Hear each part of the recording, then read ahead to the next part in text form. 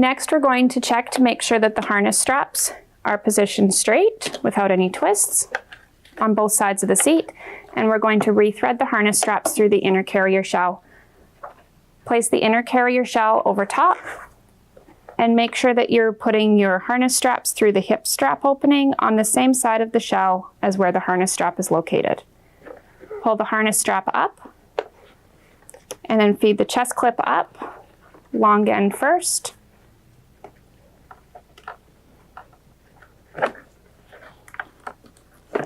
And then pass the buckle up.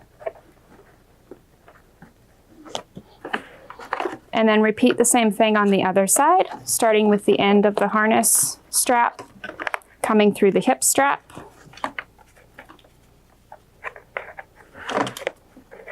Bringing up the chest clip.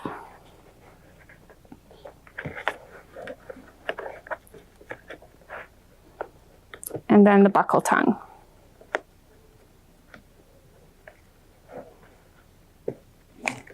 Check to make sure that between the two shells, there is not any twists and that the harness is nice and flat.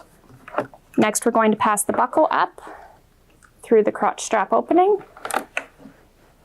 and press it through the buckle pad.